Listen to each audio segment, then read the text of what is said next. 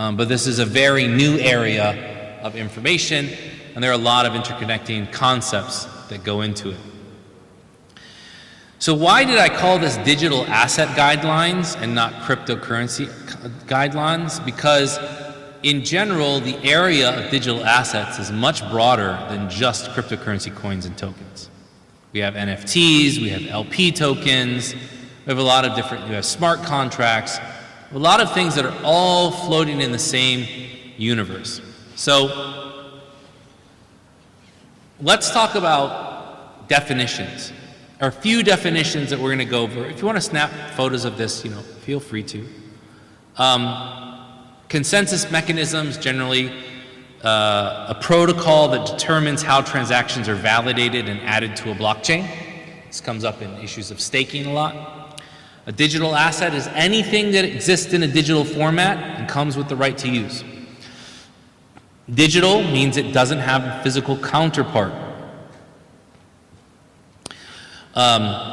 There's a small mistake here. Tender should be on another line. Tender is something that's offered for its value. Exogenous is a fancy word that means its value is a function of an external authority. Endogenous means its value is a function of demand. Those two are very important terms when it comes to determining what is considered a currency or not. Something is fungible when it's able to be replaced by another identical item. So this bottle of water is fungible with that bottle of water if they are of the same quantity and the same amount. Non-fungible means it's not able to be replaced by another identical item. Like an original Van Gogh painting. It's unique. There's only one of them. It's not fungible. Inshallah, jazakallah khair.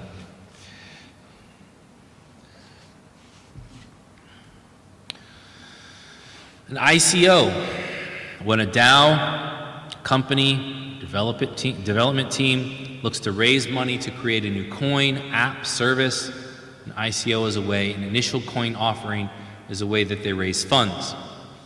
LP token is a liquidity pair token. It's representative of a pair of values that are submitted to a decentralized exchange in exchange for providing liquidity.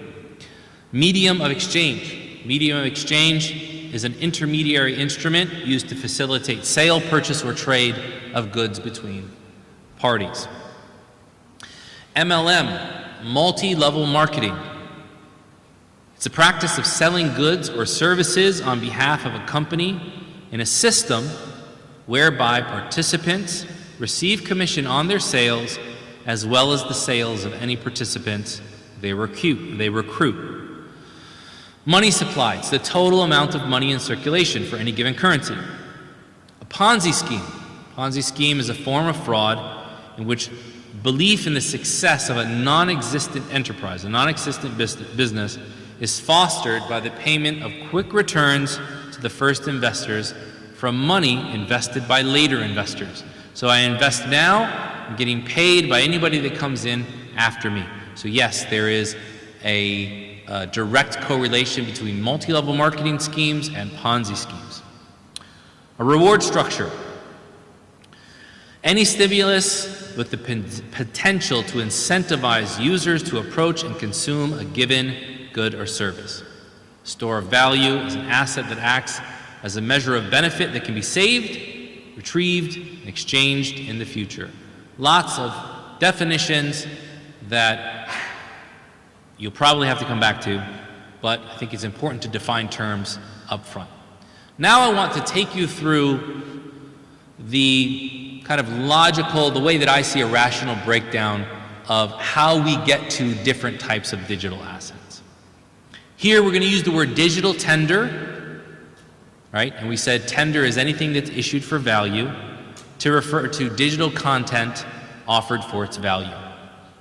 Digital content can be fungible or it can be non-fungible. Fungible meaning that there are many of the same type. A very common form of fungible digital content is a copy of Microsoft Word. You can download the exe file or the MSI file and it's going to be the exact same every time that you download it. You put it from one computer, put it to another computer, it gets corrupted, you download the same, it's the same. Non-fungible would be a digital contract between you and another person. There's only one of them, and it's irreplaceable. If a digital tender is non-fungible, but it holds value set by a market, then it is a digital asset. NFTs are an example of this. What does an NFT stand for? It stands for non-fungible token. It is a representation of an underlying asset that is one of a kind, and that you have the right to own and profit from. If a digital tender is fungible and it has a value set by developers, not a market, meaning it's not accepted as a medium of exchange yet, then it's either going to be an LP token, liquidity pair token, ICO token, initial coin offering token, or similar.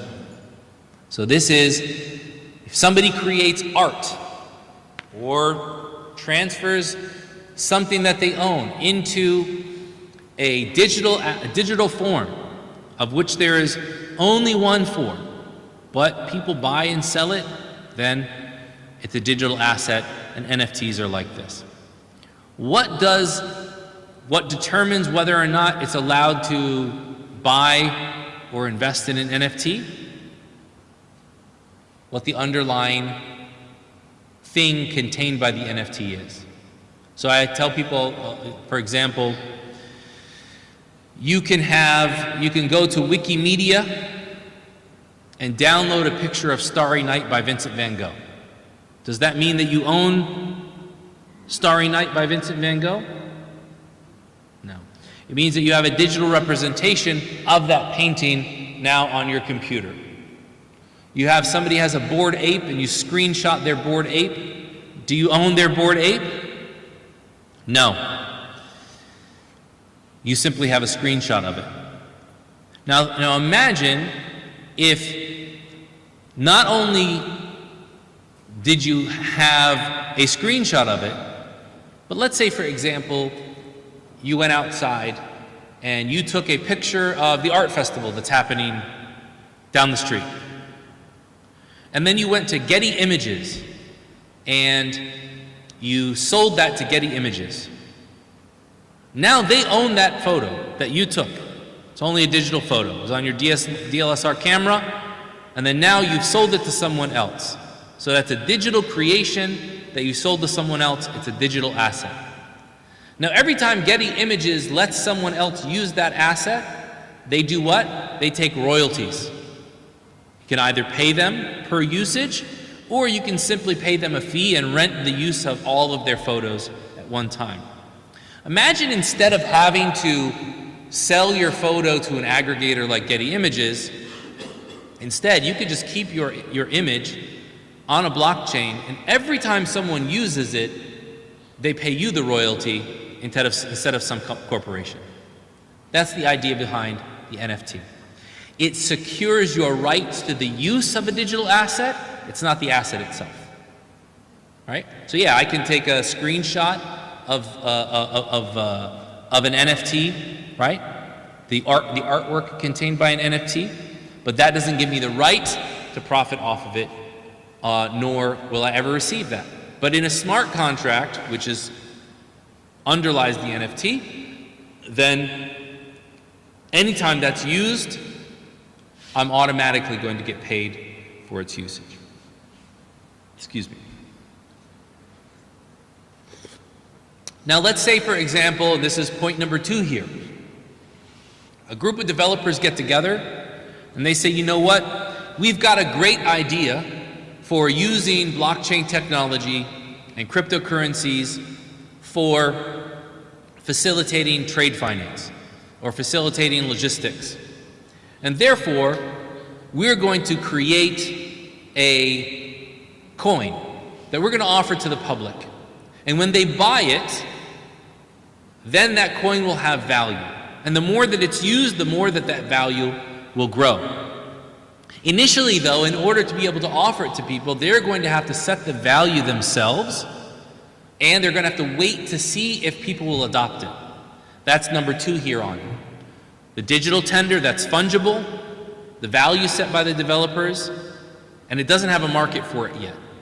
That's your initial coin offering, that's your LP token, or similar. You're simply offering a digital asset.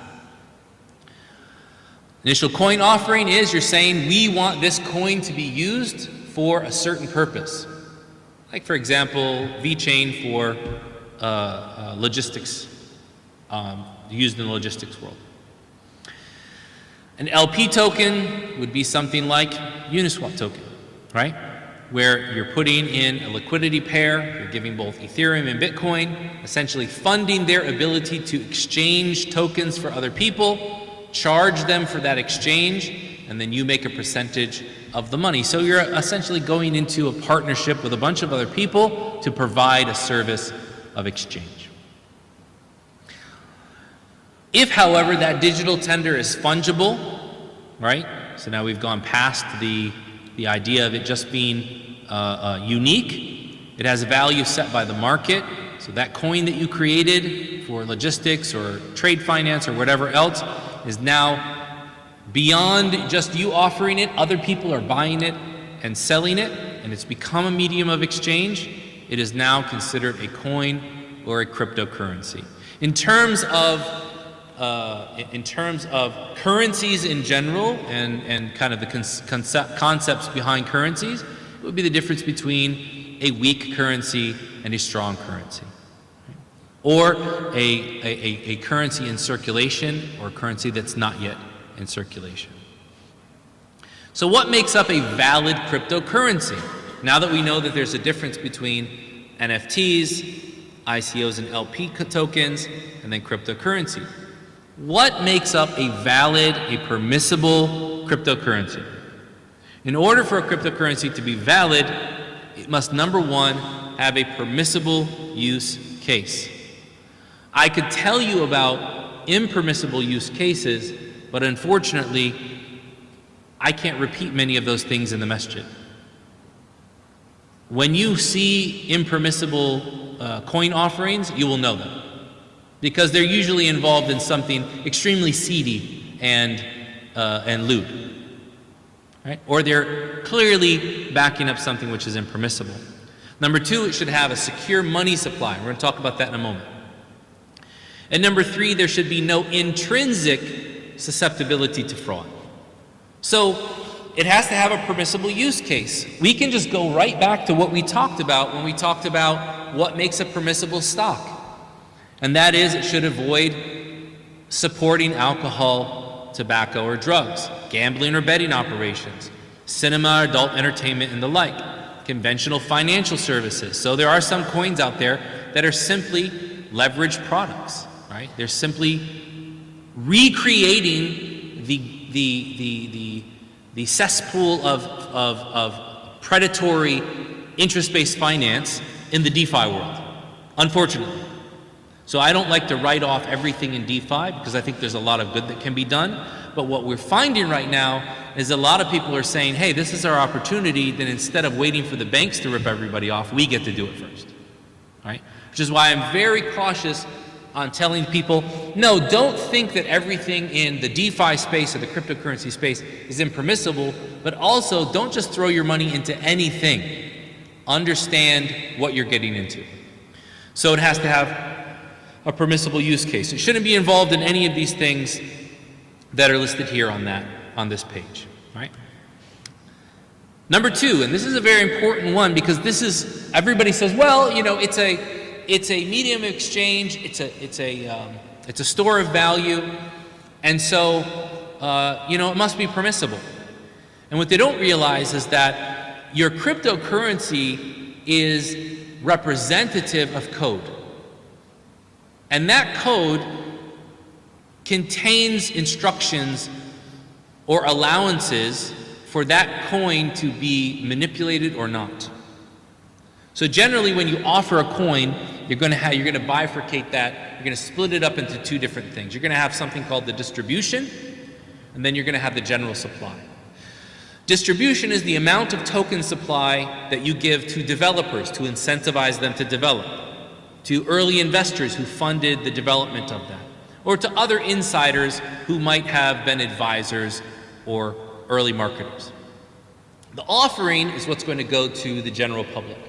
So you might create a cryptocurrency, and let's say, for example, it has an outstanding supply of, 4 million coins, and you're going to take the first 250,000, 250,000 coins and distribute it amongst the people that developed it. Now it's going to go to market, and once people buy it and it starts to have a value, then the value of the coins that they have is going to go up.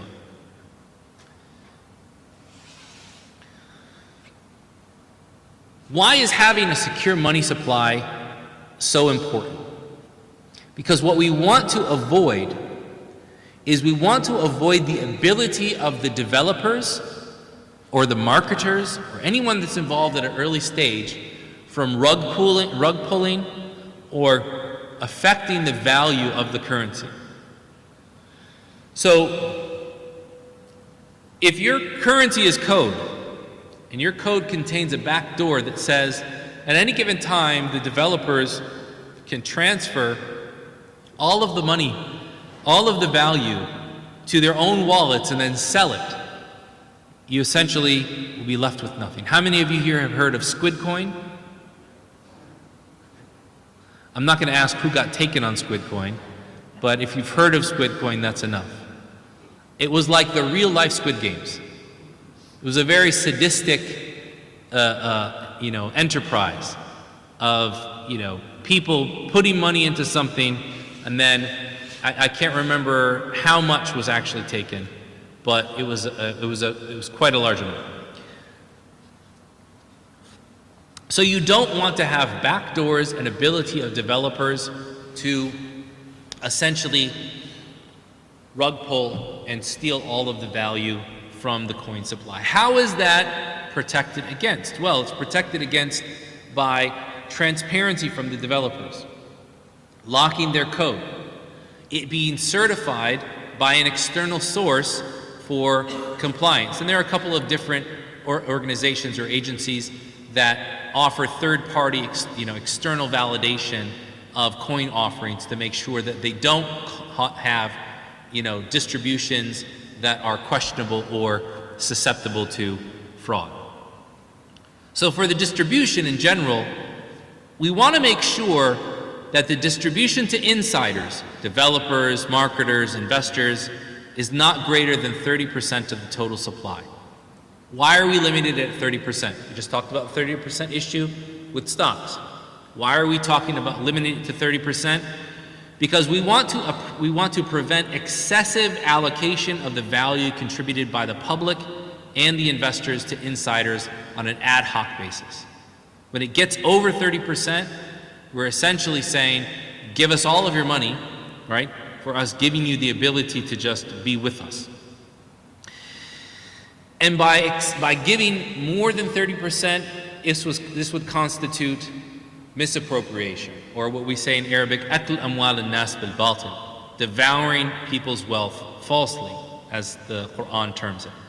So we want to avoid people being taken advantage of. So again, for those of you that weren't here earlier, we said that the 30% rule is an objective standard set by the Prophet ﷺ for determining what is excessive and what is not. So if we see a coin offering where more than 30% is going to people that will directly benefit simply from the offering, right?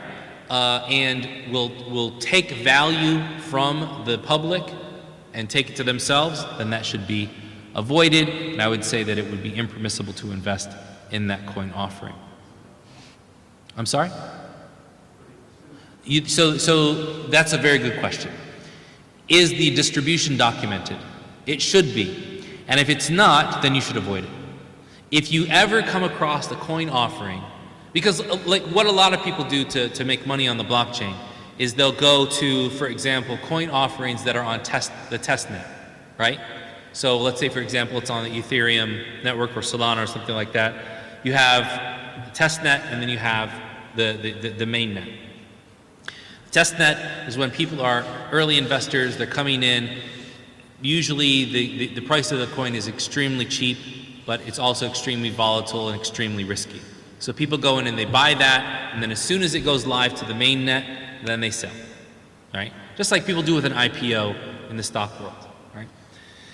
You don't want to get into that unless the distribution is actually announced and you can see it through the technical documents, the white papers, and there's some transparency around that. Otherwise, very likely that the developers have some kind of backdoor in the code that will allow them to rug pull at a later time. Another thing that we want to avoid is we want to make sure that there is no inherent susceptibility to fraud. So what does that mean? That means that it does not incorporate fees or rewards that kick back coins purchased to previous holders. Oh, well, if you own this coin, then every time somebody buys into this coin, we're going to give you 10% of what they bought. That is the definition of a Ponzi scheme. And if you have trouble understanding what a Ponzi scheme is and how insidious it is, then, and somebody can look up the name of it. So there's a movie with Robert De Niro where he played, what's his name? He played Bernie Madoff. Everybody heard of Bernie Madoff? So Bernie Madoff, one of the most famous Ponzi schemes of the modern period. So Robert De Niro, it's this HBO produced film about the life of Bernie Madoff and how he ripped off his investors. It's really amazing. As far as like financial cinema, astaghfirullah, Sheikh's telling us to watch a movie. There's nothing bad in it, there's nothing haram in it, okay? But I highly recommend that movie to understand the evil of a Ponzi scheme, okay? So if you're investing in something and the only way that you're deriving value from that is not through a consensus mechanism where you have to do work like Bitcoin, or you have to validate and provide computing power like Ethereum, but the only way you're getting extra coins from that coin is by holding the coin and waiting for more people to buy the coin, then that's the definition of a Ponzi scheme. So this could be fee redistribution at the time of purchase. It can be staking rewards that are not algorithmic, that they're not based on algorithmic verification of the blockchain, or structures that contain kickbacks, Ponzi-like schemes, or multi-level marketing rewards just for holding the coin. And they can show up in different ways, and a lot of times they'll simply call it our reward structure or our staking structure, and in reality it's nothing more than them paying themselves and you from the money of new investors. Why is this a problem? Why is this a problem? Let me tell you a story. Long time ago, when calling cards were really, really popular here in the United States. Who remembers that? Everybody was selling calling cards. You buy a card, you get some international minutes to be able to sell. So we had this friend who, mashallah, had always done well for himself in business. And a bunch of the guys came to him and he said, hey, there's this calling card thing now where if you sign up, you're going to get rewards for us signing up through you, and then we're going to sign up a bunch of people and they're going to get a bunch of rewards as well. So he looked at everybody. I remember it was like after Asr at his home. He looked at everybody, he smiled, and he said, guys, I'm going to take all of your money. But if you want me to do it, I'll do it. But I'm telling you right now, this is a ripoff. No, it's not a ripoff, we swear. You guys came to me because you feel that I know business better than you. I'm telling you right now that somebody's going to get caught up at the end and they're not going to have a good time. No, it's fine. It's got value. It's call minutes. He goes, okay. He puts 10,000 down on the deal, right? I think over time he tripled that amount. And then at the end, obviously he's at the head of the pyramid. Then the next level, they were happy, they made some money, and then the next level made some money, and then the next level made a little bit of money, and then the next level, everything became so diluted that they couldn't get more people to buy the cards. So what happens when you can't get more people to buy? Your calling cards, everything falls down. Nobody makes more money going up the pyramid, and everybody gives up. And the whole pyramid comes crashing down. The whole house of cards comes crashing down. And that's what's happening with many of cryptocurrencies that have these types of kickback structures for rewards. So you should be very acutely aware that unless they're using like a proof of work or a proof of stake reward structure, then you have to look into it carefully and make sure that they're not simply doing a Ponzi-like kickback, which simply means that it is susceptible to fraud. What's a qualitative measure of gauging fraud? How can we actually tell what would lend itself to fraud or not? Number one is the transparency of the development team's identities. There is a lot of anonymity in the cryptocurrency world. Everybody is Satoshi and Shibtoshi and Badoshi and Mario Toshi, and everybody wants to be the next Satoshi Nakamoto, right? Making up names, you know, they're the Doge father and, you know, whatever else. If they don't have verifiable identities, then there is a very, very large chance that there could be a rug pull. There's a very large chance that you could lose your money. Why? Because there would be no recourse. You would not be able to find who they are or take anything from them. Find out, you know, who they are. And even sometimes when they're known, that can still happen. There was a case in South Africa where two guys made off with millions of dollars after claim, you know, for Bitcoin investments. But that points to the second problem, and that is, what is the documentation associated with the project that you're investing in? Is it simply, you know, found on an exchange, right?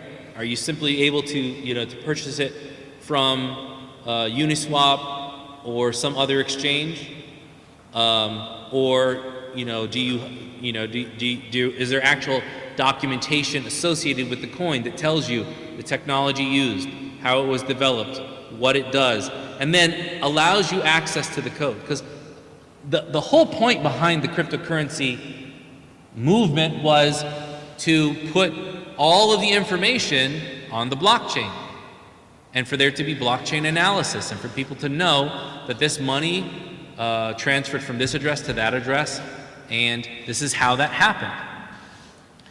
So if there's not sufficient documentation on how it works, you should be wary.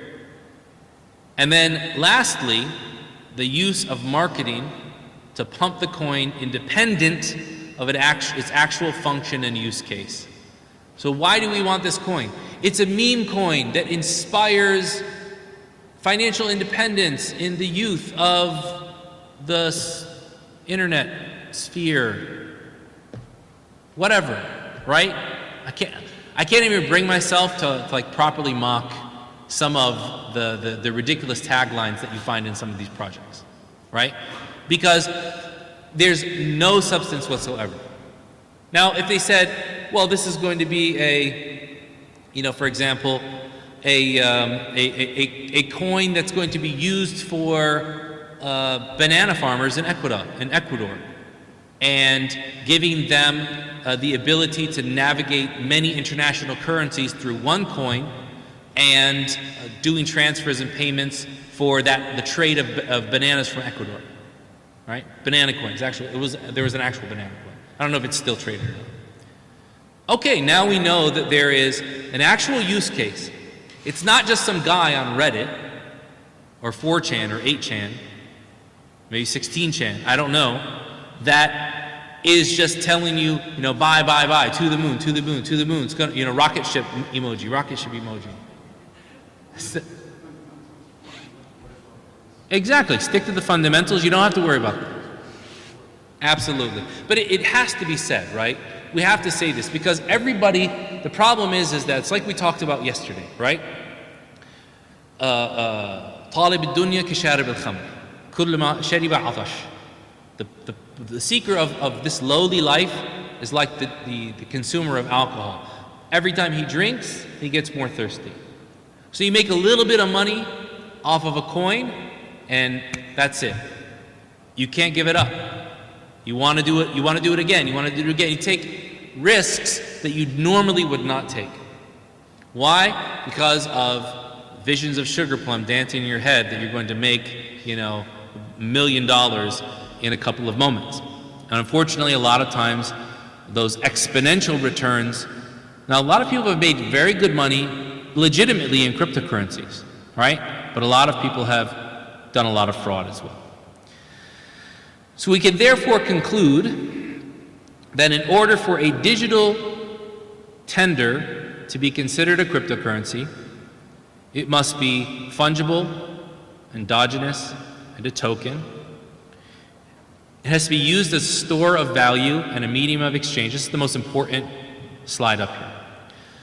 It has to be a store of value and a medium of exchange with a permissible use case and a secure money supply, as well as no susceptibility to fraud, directly through its tokenomics or indirectly through its marketing. This sums up everything that we said today. The first point has to do with the issuance. The second point has to do with the functionality and the use. And if you can implement all of that, then go ahead and invest. Some of you are going to say, some of the information is not available to me at all times, and I'm making a best effort to understand it. Make a best effort. One thing that I don't want to do, and what I don't like, is to sit up here and give you the impression that everything is haram unless I say so. That's not what I'm saying. What I want is I want you to walk away and say, Joe gave us the rules, now it's on me to implement these rules. And you'll make your best effort, and you will invest in certain things, and then it will become clear to you later that you didn't. For example, I bought Shiba Inu coin when it was issued early on, because I thought that they were going to be going the route of like an LP token, and there would be some benefit from that. The more I learned, the more documentation became clear, the more it became clear that even through their documentation and white papers, there was some fishy backdoor stuff going on. I released that video that I made, and I sold everything that I held. Now, some of you are going to ask, if I invested into a coin, and then I found out later that the money that I made was impermissible because the coin turned out to be impermissible, what do I do? Number one, if the use case of that coin was impermissible from the outset, all of your gains is impermissible. Most of the ones that I know that have impermissible use cases, again, I can't repeat the names of them in the masjid. But let's say, for example, there is a coin, I forget the name of it, that is specific to funding wineries and vintages of wine. And that information was available to you when you bought that, all of your gains from that coin are impermissible. فَلَكُمْ رُؤُوسُ أَمْوَالِكُمْ. Take out your initial investment and everything else has to be given away. However, if you invested in something like SHIB, right? Or some other coin that you found out later on had this Ponzi-esque kickback style reward structure, and you made some money, if you made money off of the growth of the coin in the market and its trade, then that money is yours. But if you made money off of the staking, aka Ponzi scheme reward, then you give away that portion of the gains and the rest of it is yours to keep. Okay? So lastly, how to differentiate between content tokens and coins. You can ask a couple of questions. Number one, was the tender, what do we say a tender is? Something that's offered for value. Does it have a permissible use case? If no, it's not permissible. If yes, then go to question 2. Number 2, does the tender function as a store of value? If yes, then it's a token. If no, then it's just digital content, like artwork in an NFT. Number 3, is the token fungible or non-fungible? If it's non-fungible, then it's a digital asset, like a smart contract or an NFT or something. If it's fungible, go to question 4. Question 4, is the value of the fungible token determined exogenously, meaning a function of the authority that issues it, or endogenously, a function of its demand in the market? If it's the former, then it's a token that functions as a digital asset, like an LP token or an ICO. And if it's the latter, unfortunately that got cut off by the screen. If it's the latter, then it functions like a cryptocurrency. And we go back to the previous slide where we talked about permissible use case, so on and so forth. All right? So I hope that you all are thoroughly confused, so much that you won't ask questions, and I can drink my tea. Otherwise, if you have gotten it all, feel free to ask any questions that you have.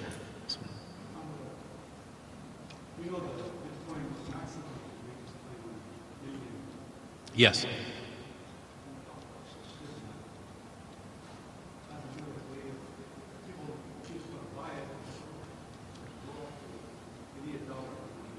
Right.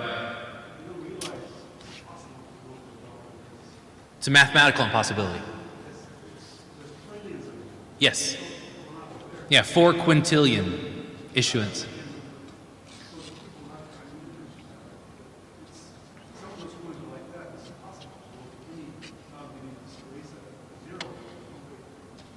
No, you make a very good point, and that is that many of these coins, they have such a large supply that in order for them to get to any significant value, unless you have a significant portion of that value already in your own wallet, right? So if I'm a developer and I own 50% of the value of that 4 quintillion, and then I go and I tell everybody to buy into it for 2 cents each, with the claim that it's going to go to $1, there's too many of them to actually go to $1. That amount of liquidity is not going to come in that fast, but I can make a lot of money off of taking 1/4 of 1 penny from a couple 100,000 people, right? I think that's the point that you're making. So it's ripe for fraud, but not for actual growth and investment. That's a very important point to look at, is how much is actually being offered, and how do you get your hands on it? Because if it's through proof of work, then you actually have to do something to get it, like Bitcoin, right? Yes?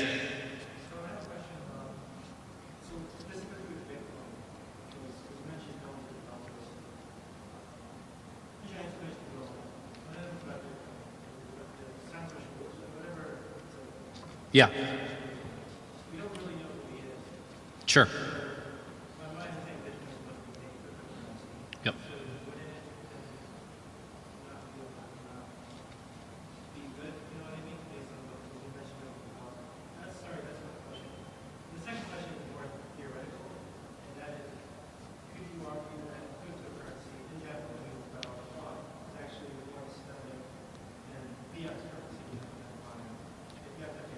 Those are very good questions, and I'm glad that you asked them. So yes, while we don't know who the one person or group of people that created Bitcoin is, we do have access to the code and to all of the documentation that shows that it is not susceptible to fraud, right? And that there is actual work that has to be done to actually mine the coins algorithmically and extract that value. So knowing the developer is not necessarily a must, right? If you have a closed system with set rules, which is what Bitcoin is. But in proof of stake systems and other consensus mechanisms, there's about eight or nine different consensus mechanisms, then it becomes much more susceptible to fraud because they're constantly being developed. They're not set code that basically has to be mined. And that's the difference between Bitcoin and others. And that's why many people will say, they really only view Bitcoin as the only true viable cryptocurrency because of it avoids all of these things that we talked about. Now, whether or not cryptocurrency is more Islamic than fiat currency, we have to ask ourselves, what does it mean to be Islamic? And if that means that we have the potential to avoid fraud and the usurpation and misappropriation of people's purchasing power, then the potential in cryptocurrency is greater than the potential in fiat currency.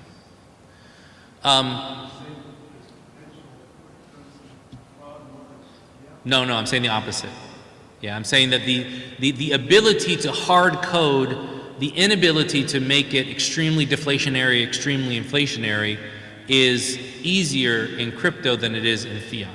And the problem with many fiat systems and monetary policies, and my friend Jerry is going to crucify me for this, as a good friend of mine that we discuss these things about. There's a brother who's an economist that we talk about these things all the time. So when he sees the video, he's gonna, it's gonna be like a slasher film or something like that.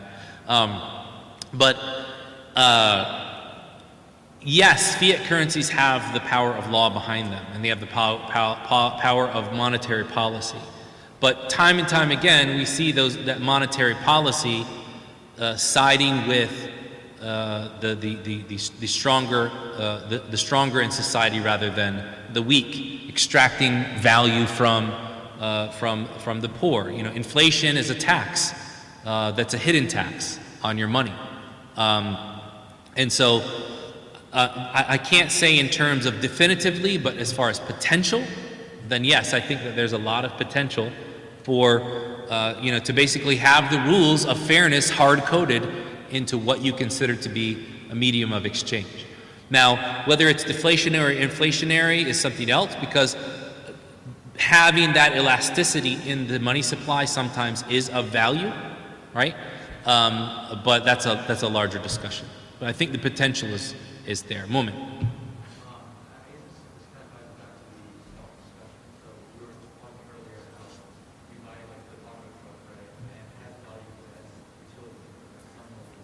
Yeah.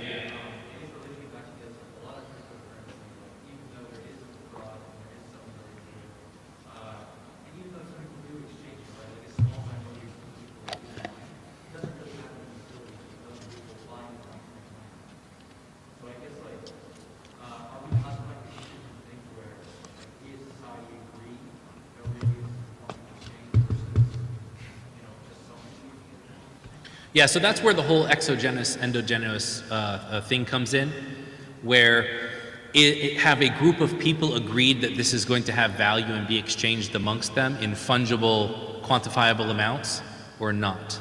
Or is it being set by an external authority, right? So in the fiat world, you have it's exogenous. It's being set by monetary policy, and money supply is being set by someone else. And that can happen in crypto as well.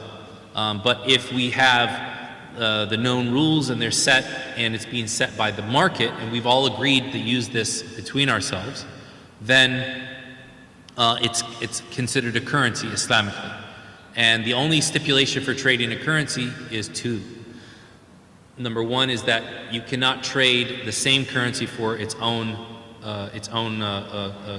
denomination, but its own issue. So you can't do gold for gold, silver for silver, or Bitcoin for Bitcoin. Which, yes, that means that leveraged products and wrap-ups and Bitcoin staggering and all of these leveraged products in the crypto world are not allowed. Forwards and futures and all of that not allowed. So you have to trade differing counter values, right? Differing counter currencies, and it has to be a spot transaction. And if you can do both of those, and it's used as a unit of exchange, a store of value, or a medium of exchange, a store of value, and a unit of measure, then it's a currency. Now, whether it's a weak currency because it's used in a small sphere of influence and users, or a strong currency in that it's used in broader than that, that's where the differing values come in, and the price fluctuation comes in as people start to gain it. And this is not foreign to humanity, first and foremost, or to Islamic societies. Meaning that in Muslim societies, we've always had competing governments that each one came and they issued their own coin. And every time they issued a coin, they tried to recall the coins that were there before. And people said, no, we're not going to recall these coins. We're going to keep using the coins because we trust these coins more than your coins, right? And so you had a number of different currencies that were all being used simultaneously and being exchanged according to their market values. Yeah. Yes?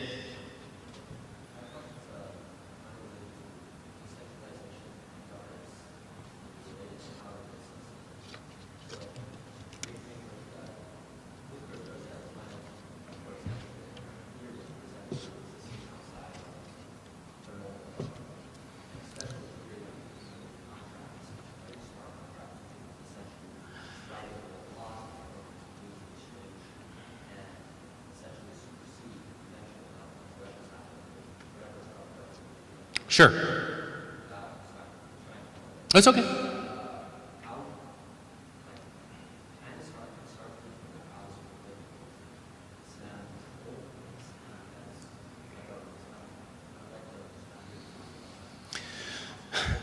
So the question is about decentralization and how this relates to, say, issues of Islamic political economy, money supply and all of that. In the time of the Prophet ﷺ, the coinage that was used, or the value that was exchanged for, was generally precious metals, gold and silver. Later on in the early Islamic period, copper coins called fulus arose, which was a representative currency, not a fiat currency, but a representative currency. And then you had different issuing bodies in different regions, right? In the very early Islamic period, you would have, for example, a gold coin by the Sassanid Empire with, with Khosrow or Archimedes or somebody on the back, and then La ilaha illallah Muhammadur Rasulullah, Imarat Abdul Malik ibn Marwan struck on the other side, because they knew that coin, the original issuance of it was important to people, for them to know the provenance of that gold, and then for it to be accepted in Muslim lands was another thing. So competing currencies and competing issuances have never really been an issue. One of the decentralization, I think, devoids the currency space of widespread manipulation. I mean, why would you, for example, in many Muslim majority countries, and you can see this, and almost every time you read somebody, they say, well, there's a fatwa that Bitcoin is haram. Or there's a fatwa that I said Fetcoin. That's the new crypto coin. Omar and I are going to issue that. Every time they say, well, cryptocurrencies are haram, right? And you look, it's really issues of political economy. It's not the functionality of the coin or the value that it says. They say, well, the legitimate ruler is the only one with the ability to issue coins or to issue currency. Where did that come from? They usually cite Ibn Muflih al-Hanbali in his book al-Furu' that mentions that Imam Ahmed says that he dislikes for everyone to be able to issue a currency, as it would lead itself to tala'ub and ghish, of just deceit and people playing games. And that's not the exact quote, but something like that.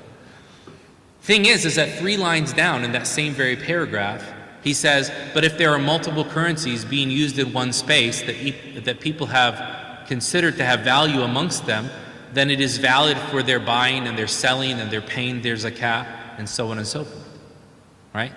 So the early political economy of Islam was never as strict as people are making it now.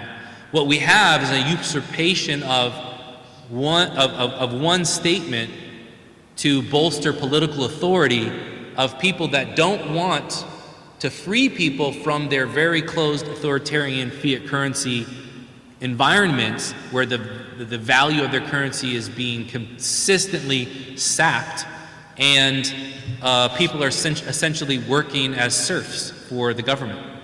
And some people might not like it, but oh well. I mean, that's the reality of it. Absolutely, yeah. I mean, that's a simple thing. So the sister here in the back, and then, yes. Assalamu alaikum.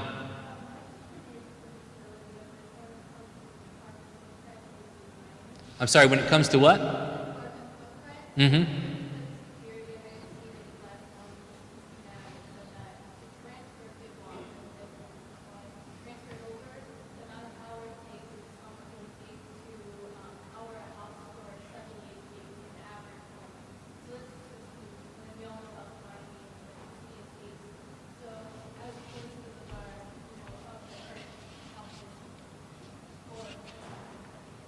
So the sister asked a question about the power usage for mining of Bitcoin and its transfer, and that's been one of the constant, probably it's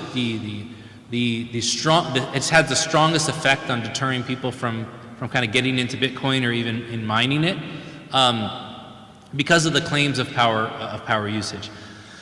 I don't recall the exact study, but I believe that many of those claims were debunked recently. There was an early study about the energy usage, and that was debunked. You guys remember? Yes?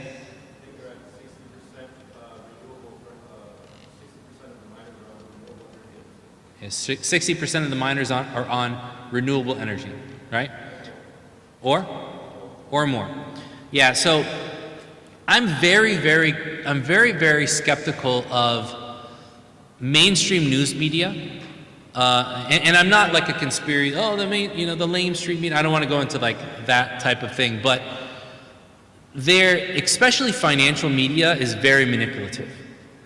And if you notice, in the past 6 months, we've been told that Bitcoin in general, or Bitcoin in specific, and cryptocurrency in general, is bad for the environment.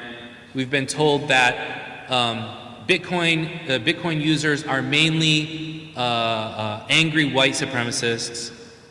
We've been told that they're fascists. We've been told, and simultaneously, okay, that's in the general, gen pop financial media. But if you're watching specialized financial media, right, then you also see that Jamie Dimon is changing his position towards Bitcoin. Many people that looked at Bitcoin and other cryptocurrencies as farcical or non-starter are now saying, yeah, we're going to start a fund. So what that says to me is it's positioning. It's make the general population stay away from it. We position it because there is going to be a shift. Whether it's to Bitcoin or Ethereum or anything else, there's going to be a shift digitally. And when that happens, whoever's positioned now will be in a much better place at that time. So I just always take those things with a grain of salt. Yes. Yes, brother, where did you get that information? He's going to look it up now and find it. Okay, the sister back here, and then Ahmed.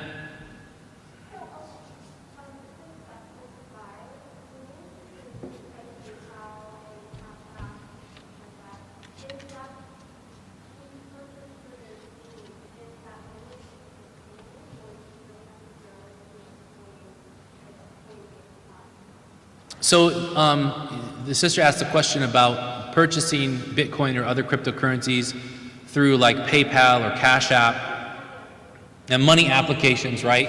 Do you have to get Coinbase? All of them function on the same principle, okay? All of them are exchanges or brokers that are giving you access to cryptocurrencies. The important thing that you have to ask yourself when you're buying a cryptocurrency through an exchange is, are they going to give you the keys to that coin? PayPal doesn't? Okay, so PayPal doesn't, but the Strike app does, and there's no fees. Right? There's an app called Strike. Does Cash App? Cash App allows you to get the keys. So as long as you can get the keys, then you can transfer it to a cold wallet.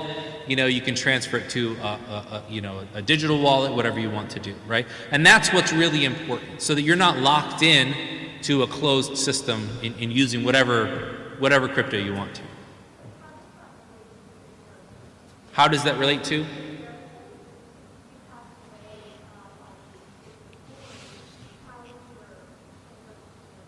I mean, essentially, as far as Islamically, they would divide up the ownership per whatever proportions they're given. What logistically, however, how would you facilitate that for them? Then there's a new thing in the estate planning world called the digital access plan or a digital access agreement, which basically allows your heirs the ability to contact technology companies on your behalf as either your administrator after your death or your heir at law, and shut down your social media accounts, withdraw value from accounts, and things like that. So getting something in place like that is really important. Yeah. Ahmed.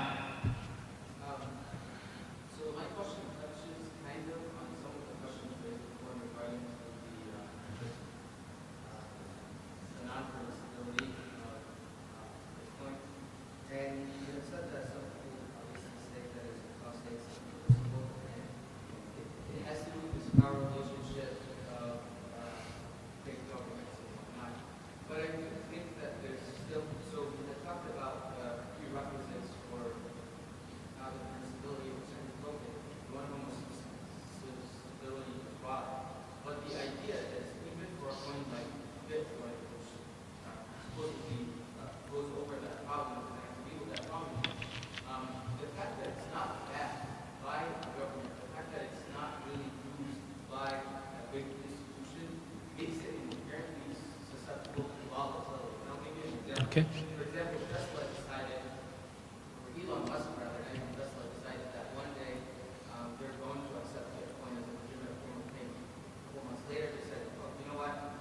We're not doing that anymore." And so it did rise at that time. Right. Yeah. Sure. So the idea is because there isn't a bank that supports this kind of transaction, like I think that you can go to or this sort of thing, a lot of people will lose a lot of money if it's not backed by a big institute. And I think that's where their reserve lies from these big federal institutions to say that they're not going to say that you can deal with crypto because, yes, they're in charge, yes, you know, it doesn't play into the fact of the power thing, but the idea is if people lose their money, if common people lose their money, the first people who are going to be put in charge are the people who are the rulers or the people, you know, the big scholars, so to speak, and the big institutes. These are the first places that come to public and go and say, you know, I lost all this money. Where were you? You're supposed to be in charge. Right. And so I do think that even if we were to pass those three things of like the three conditions of the key principle, we still have to deal with the fact that it's not backed by a government and therefore it's inherently susceptible to volatility in a way that, for example, the US dollar is just. And so my question is, do you think that crypto, as it stands right now, could be able to, we could deal with it without having to worry about the volatility that's associated with not being backed by sort of bigger governments? So you make several good points, and I don't want to generalize across all scholars and all fatawi. For example, Sheikh Ali al-Qarhdaghi, in his fatwa about cryptocurrency, he makes that argument, right, that you made. It's not necessarily, now he does, I believe, mention the political authority issue. He does also mention the issue of recourse, right? And that is a valid concern, right? But that also is very system dependent upon which of the cryptocurrencies that you're using, right? Fiat currency has value because the backing of the government. The government has value because they are representative of the people. If you get the government out of the way, then the currency can have value because of the representation of the people without an intermediary in between. So I don't see that is necessarily the issue for volatility. Also, in any initial offering for any type of asset, whether it is a currency, a stock, whatever it may be, there's always initial volatility in its formative years. And as it grows and as it's accepted more, it pans out. And you can see that same type of volatility play out in the gold markets, the silver markets, palladium markets. Added to that you still have the same level of manipulation that happens in those precious metal markets and even in the dollar. The difference is that when the government controls the money supply, there is maybe not the massive volatility because they can inject or remove from the supply, but there is the degradation of the purchasing power over time, which is really what's important, and not necessarily the volatility per se. So I don't necessarily see, I see the recourse as important, right? Either through the governance of the coin itself or through the government's regulation of that. Anything that falls in between those two, where the coin doesn't have proper governance and there's no government regulation, should be avoided. Because that will cause you to essentially lose a lot. Yeah. Yes, Wayed.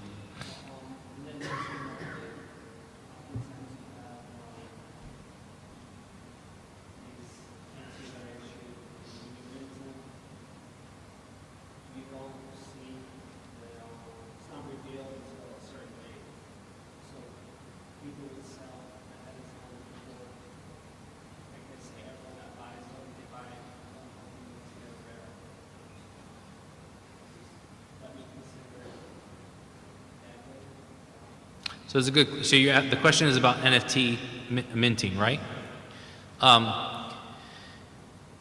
if the NFT mint has enough distinguishing information at the time of offering, although you don't know the exact NFT that you will receive, right? But you do know the type, you know the artist, you do know the general description of it. But you don't know if it's going to have, feature A, feature B, or feature C. But it will have features 1, 2, and 3, right? And as long as there's enough discerning information for you to know what you're getting will be of some value, then in my opinion it would be permissible. Allah knows best. But the quality that may differ based upon very individual characteristics would be contingent on what people see in that after its issuance.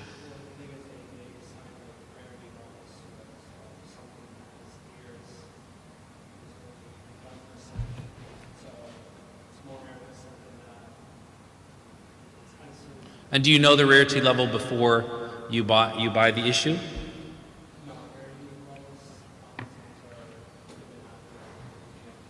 Yeah, so in that case, everybody's purchasing the same thing, but there is some chance that that something might be subjectively considered more rare than others, right? Or the subjective value would be different based upon that rarity. I don't see that as and I may be wrong, but I don't see that as sufficient enough in saying that the function of the issue would be impermissible. But I do caution everybody from putting way too much money in overpriced JPEGs and things that are really nothing more than a Veblen good. A Veblen good is something which has no value outside of simply owning it, right? It's a status symbol. And we were talking about this last night. Like, a Ferrari is a status symbol, right? But you can also drive it, right? But an NFT is a status symbol that you just display, right? So as far as like the whole, cartoon NFTs thing, I really just don't see. Number one is the whole issue of drawing and images and things like that.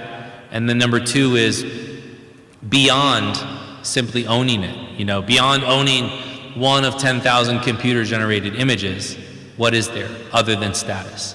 And that, to me, points to something of value of, what is the actual value that's being imparted. As, ma'lumiyat al-muthman wal-thaman, knowing the price as well as knowing the underlying value of what you're buying is important.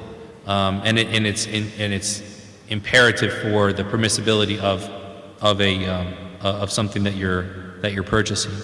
So there are uses of NFTs for photography, right? Where unique art, whether it's digital or physical, whether that NFT and digital art is fixed back to a physical product or not, that's there. NFTs have started to be used for real estate transactions. So the technology is one thing, and then the application is another. So the application becomes a judgment call, and you understanding the actual value of what you're getting when you buy it. Otherwise, it can very much border on gambling when there's actually no value other than the status. Yeah. Yes. I just had an update on the resources. Harvard Business Review, CoinShares, Coinbase, Square, and a place called Brains that actually bring up a lot of the research to debunk myths around Bitcoin. Okay, say that again. Harvard Business Review. CoinShares, Coinbase, Square, and a website called Brains with an S or a Z? Okay. And two I's. and then ESG is actually Brains. Brains. And then ESG is actually reviewing energy consumption of Bitcoin because of the claim by Harvard Business Review Coinbase. Okay. That 70% of Bitcoin miners are renewable energy. ESG is reviewing energy consumption by Bitcoin. Whatever else you said. Okay. There's plenty of literature out there. It's about looking at what debunks it. Actually, a lot of northern hemisphere countries are the ones that are increasing their capacity to find renewable energy sources, like not using air conditioning, particularly in Iceland and in China. Yeah. So they just have their computers running and have the solar panels. can issue a derivative Canuck coin and corner the Canadian Bitcoin mining market. What are we looking at on time as far as Asr coming in? And what time is it now? Yes, salam. I'm kind of reaching my limit for talking though. Yes, go ahead.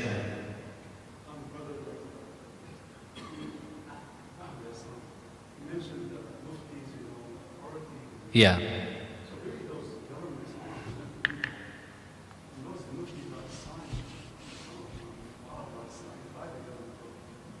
Some of them are, some of them aren't. We do have to be fair. Yeah.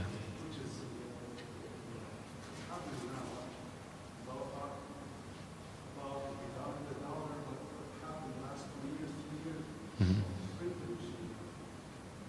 Right. Right.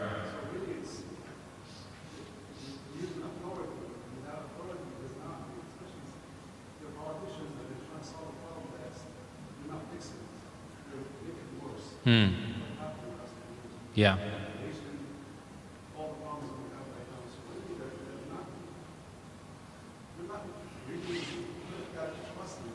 You're saying they're not doing the job of governance.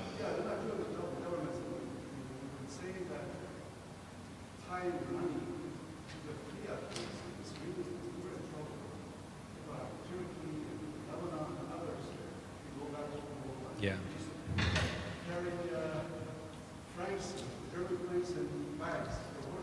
Yeah.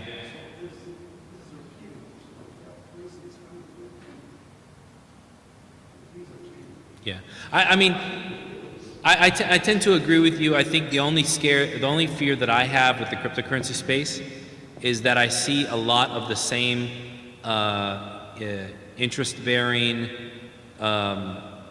exploitative practices being recreated in the DeFi space.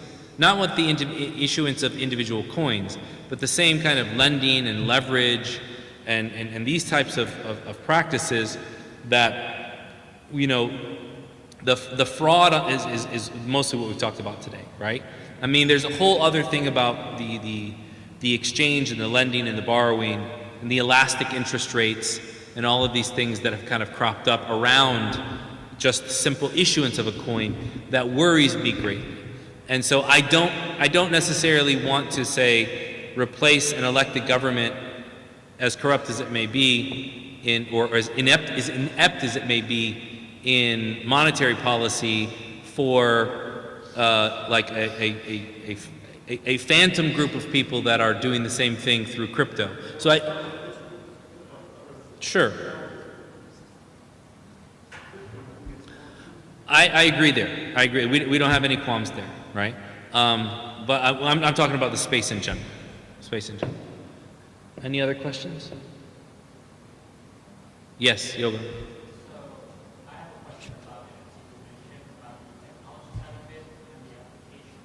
Yes.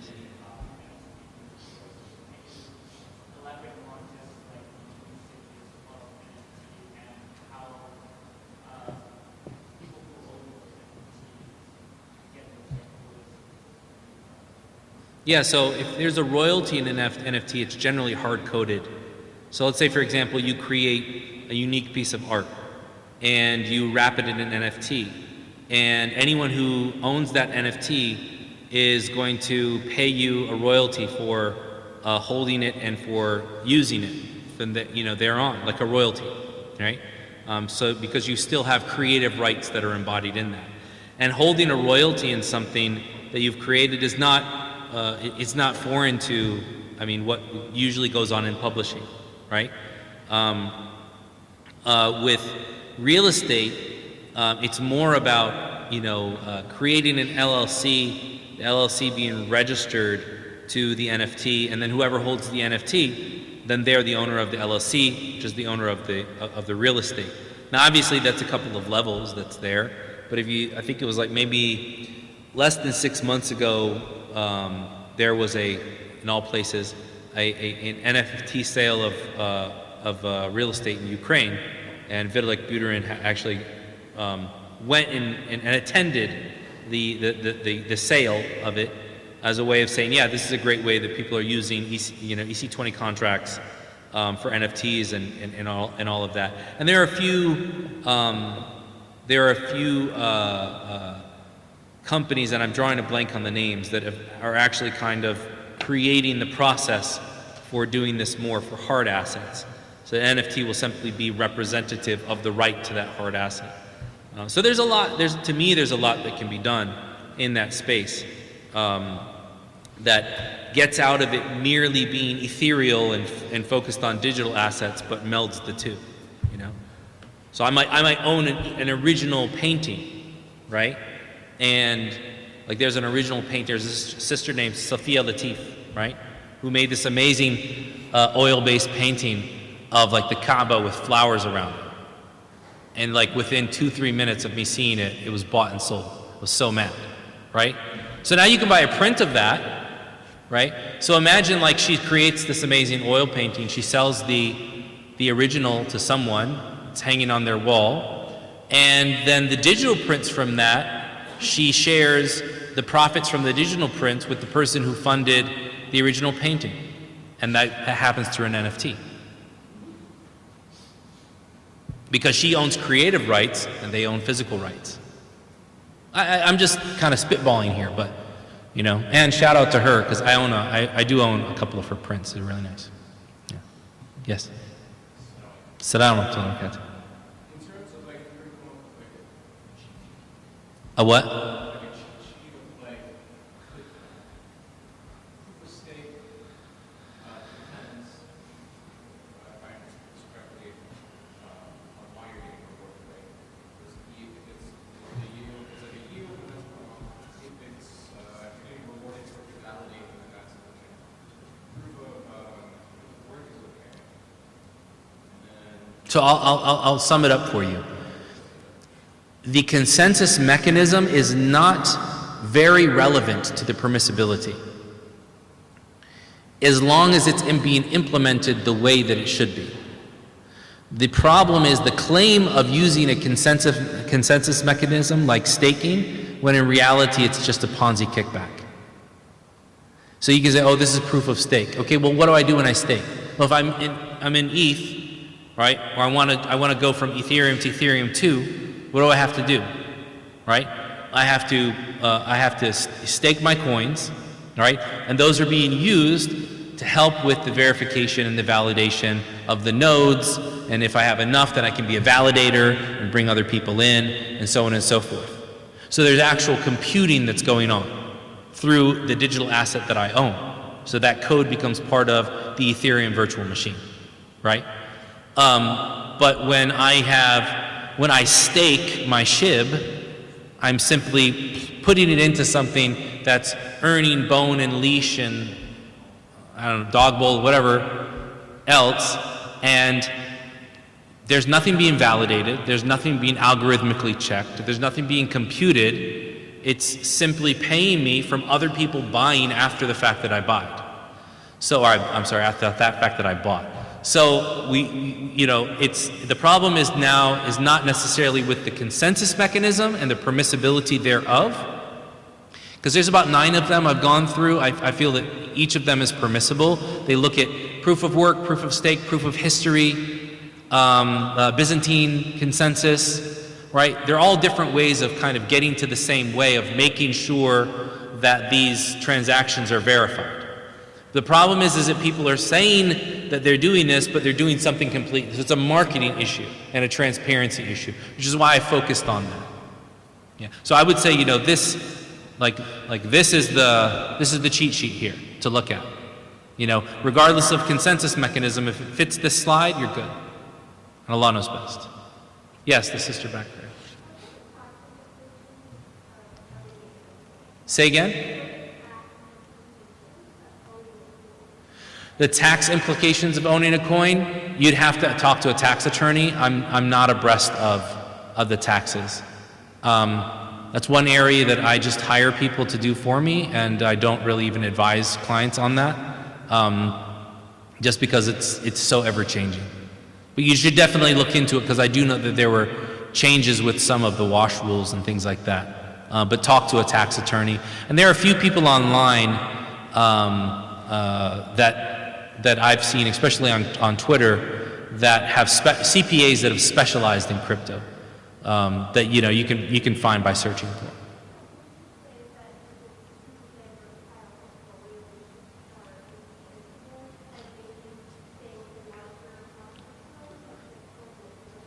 I mean, I think you should have like some kind of deflation, inflation hedge in your portfolio.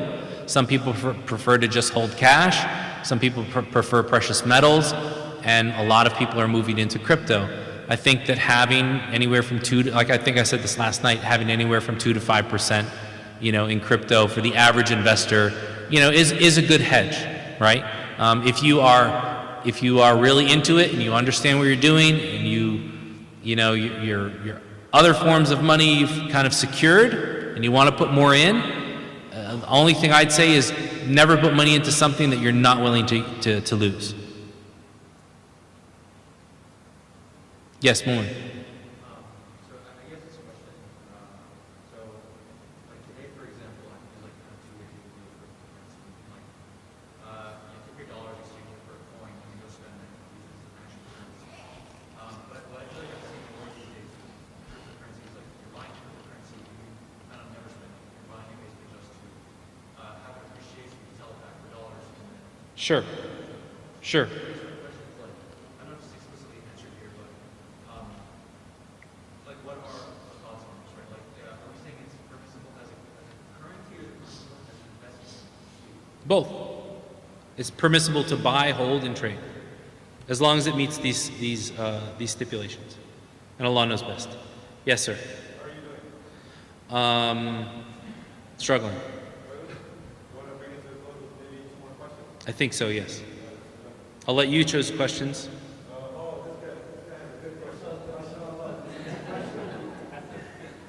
This is the guy who told you about civil engineering, blockchain is a supply chain management. Who's that? Which one?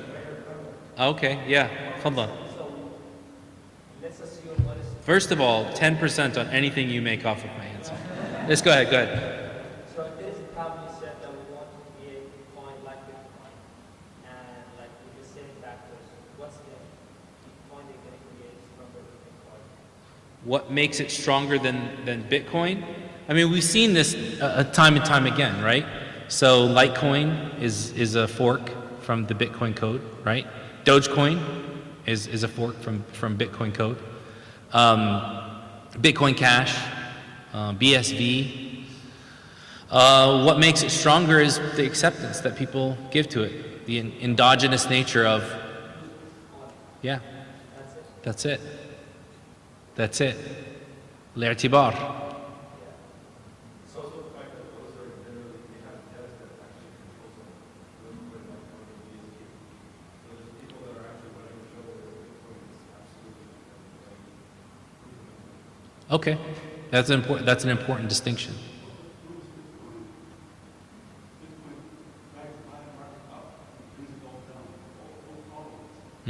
That's true, especially altcoins. Yeah. Yeah, it's There is a chance that we have a coin like stronger than Bitcoin or like Bitcoin, sure. as long as there is like acceptance. Yeah, I mean, it all comes down to adoption in the end of the day. Yeah, absolutely. The question is now, how are you going to differentiate, right? In supply and demand, how are you going to differentiate? I mean, for example, like everybody thought, like, Ethereum was going to differentiate by faster transaction speeds and cheaper. There's this video of like Vitalik saying like 5 cents a transaction. Man, gas fees, 5 cents on Mars maybe. I mean, it's like gas fees have been ridiculous. $100 sometimes, even more. And so who differentiated and took market share? Solana. But then, issues cropped up with that. So, it's all going to be about security, transparency, and differentiation. Yeah. Yes.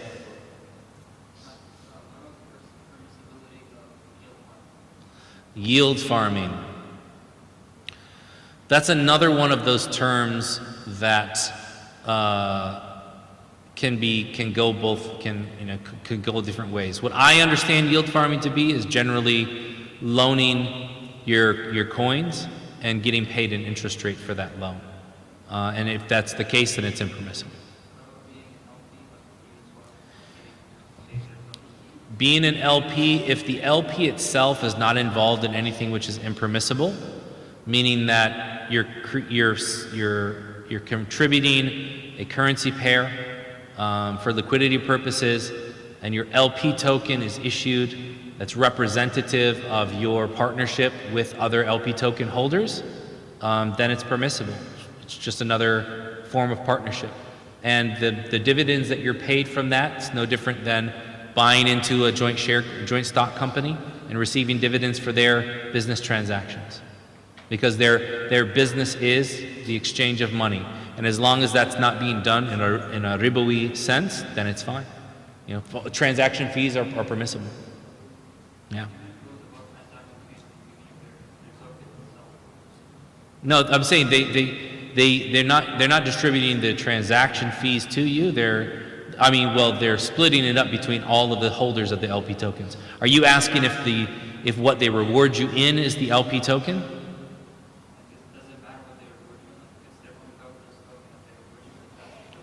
As long as it's different than the LP token, I don't find a problem with it. Yeah. Yes, brother, please.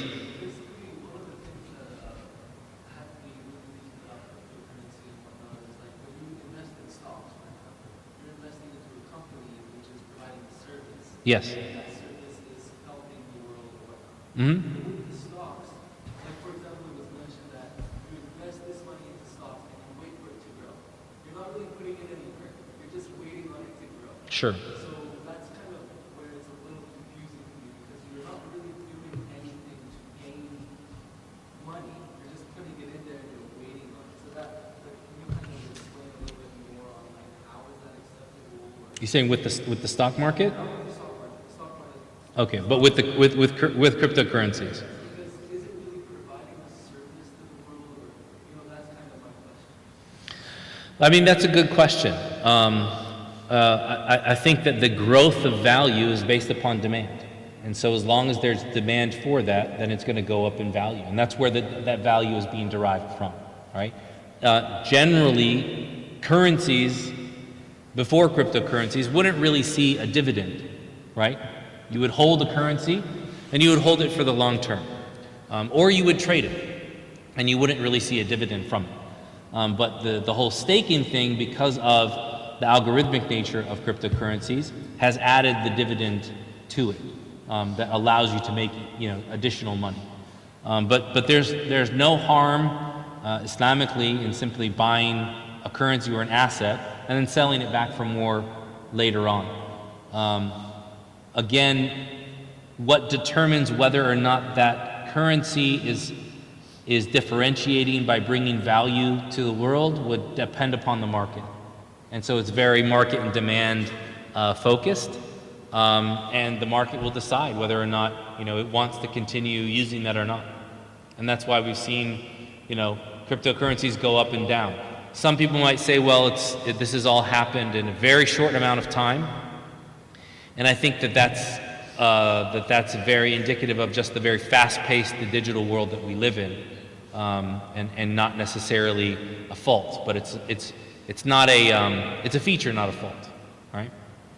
But in what value? The value of that crypto is going to be determined by the market. But the service being applied, for example, if I invest in a company and that company is around the world selling something that is helping people. Sure.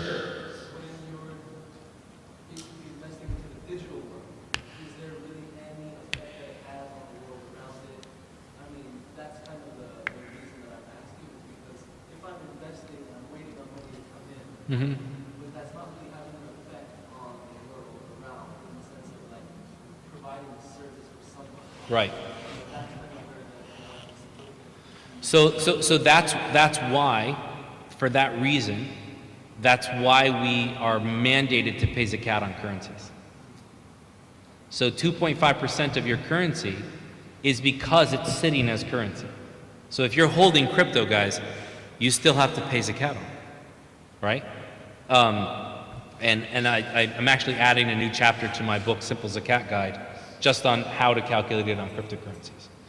But, and I believe I have an article on my website about it already.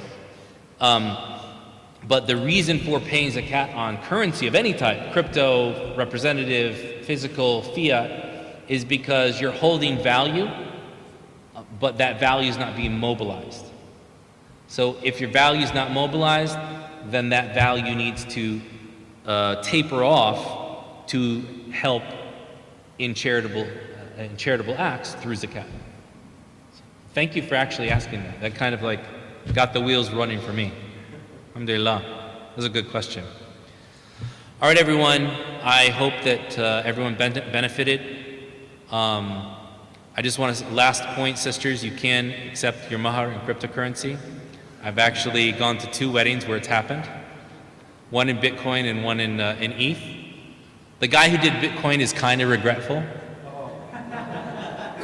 because, you know, price spiked up right after that. His wife is not regretful. But, you know, jazakumullah khairan for tolerating my presentation. If I've said anything correct, and then it's from Allah alone. If I've said anything incorrect, then it's from myself and from shaitan. I ask you to overlook any faults or any mistakes.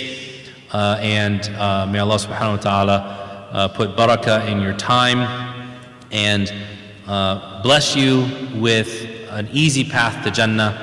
As the Prophet sallallahu alaihi wasallam said, "Man salaka tariqan yaltamisu fihi ilman, sahhala Allahu lahu tariqan ila al-Jannah." Whoever sets out on a path seeking knowledge, Allah will make their path to Jannah easy. May Allah subhanahu wa ta'ala make each and every one of your paths to Jannah easy. Bless you in your wealth, your health, your family, and everything you do. And jazakumullah khairan, especially to Umar for the invitation, our beloved Imam and Sheikh here locally. I really appreciate him. Alhamdulillah, he has unprecedentedly hosted me in a way that has not happened in a very long time. And I'm very, very appreciative for that. And I really enjoyed visiting your community. I really like this masjid too. Just, you know, architecturally and the ambiance, and most importantly, the believers that are here praying in it. So, barakallahu feekum. May Allah bless each and every one of you. Assalamu alaikum wa rahmatullah. So, a quick conclusion, inshallah, and a perfect working off of what the Sheikh said. If mahars are done in Bitcoin and Ethereum, guess what? The masjid does have a crypto wallet, and we do accept crypto donations. So, and that leads me to my second thing. We do have a membership here that indeed supports the bill paying of the masjid and a lot of the programs that we put. Please, if you're a single person or if you have a family, anywhere from $30 to $50 a month, $600,000 a year, inshallah ta'ala, supports programming, supports a lot of the things that we do. For those of you who don't know what the work this masjid does, we are the most centrally located masjid in the valley. We have the highest amount of zakat applicants. Zakat al-Fitr gets spread out to over 500 people. The amount of services that we provide year-round and that we never stop doing, even amidst the pandemic, is unlike any other mosque.